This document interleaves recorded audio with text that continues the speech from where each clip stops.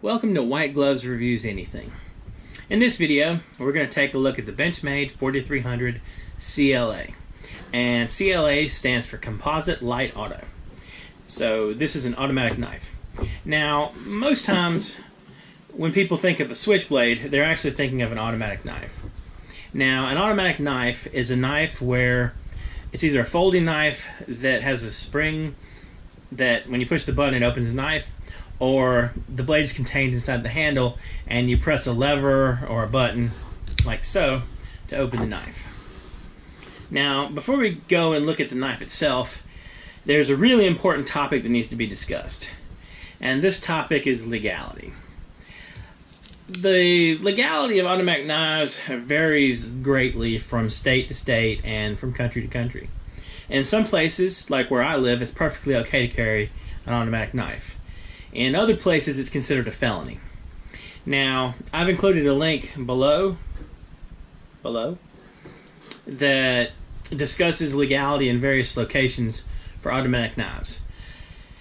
A word of advice, use that as a guideline, but don't take anything you read as fact on the internet, especially if it's a situation where being wrong could be a felony. So double check locally and make sure it's safe to carry one of these knives before you buy one. Now that we have that out of the way, it's time to discuss the knife. I gotta say, when I first opened up the knife, I was a little disappointed. The last Benchmade knife I handled was the Triage Auto, and the Triage is just a much bigger knife. And when I took this out, I thought it would be bigger. Now, after I took it out and I handled it, all my it should have been bigger thoughts were completely forgotten. The knife feels really good in your hands. Now, the knife, where the Triage was, it was kind of a rugged knife. I mean, it was intended for like rescue workers and firefighters. This feels and looks elegant. It's like the kind of knife you'd have wearing a suit or that kind of thing. I mean, it's a good everyday knife to just carry around. The scales themselves are made of composite material, and I have a link below that discusses the composite material as well. And they should be pretty durable. They're nice to handle. It feels really good in your gloves or hands. The blade on the 4300 is made of 154 cm stainless steel. Now, this kind of steel is supposed to be pretty tough, it's supposed to hold an edge fairly well, and it's moderately resistant to corrosion. If you're interested in the different kinds of knife steel, including that one, I've included a link below to that as well. Now, if you look here at the button, I don't know if you can exactly see it on camera or not, but it's slightly raised. It has a series of circles that gradually get higher and higher. It's easy to handle and find the button when you're using the knife. Now, this right here is the safety. And the safety is kind of interesting. It's the only rough part on the knife. And it's really easy to find when you're just handling the knife. And if you flip the safety, you cannot open the knife, and then you flip it back and it opens no problem. Now, if you want to, you can open the knife, and if you flip the safety, even if you depress the button, it won't close. So it'll lock it open or lock it closed. And I don't know how important the safety actually is. This button feels like it's pretty solid, and I don't think you would generally accidentally press it in your pocket. If you have a bunch of stuff bouncing around in your pocket that it's jammed in there with, you might, but I would generally be okay with not worrying about the safety too much. Now, the clip is a pretty deep carry clip.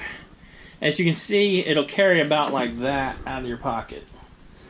And you can remove the clip if you want and either just take it off and do away with it, or you can swap it over to the other side if you want to carry it that way. It has the handle has a pretty good sized lanyard hole if you want to like add a bead to it or some paracord, that kind of thing. I kind of don't think I would.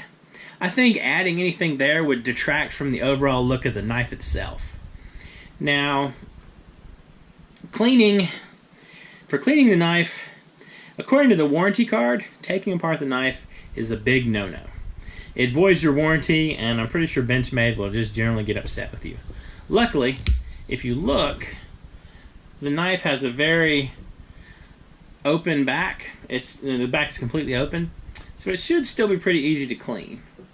And I can currently see there's a teeny bit of lint in there, so not bad to clean out. Now, the blade comes out of the box pretty sharp. I'll show you. Here's some paper, and it does a pretty nice job. Oops. It does a pretty nice job cutting through the paper.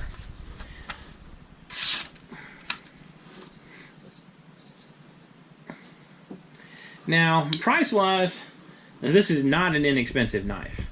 I picked this one up for about $225, including shipping, online. I think I got it from Blade Ops. Now, it's not cheap, but I also don't feel like I was cheated or didn't get my money's worth out of this knife. It's a tough knife, and it's really nice. It's elegant. It feels good to handle. It feels like a really solid, nice knife. And it's nicely balanced, where, it's good to hold it there. Now, Benchmade, in their warranty, very specifically said this knife is only for cutting. So no throwing, no chopping, none of that kind of stuff. And after reading that, I was super tempted to both throw and chop this knife, but I resisted the urge.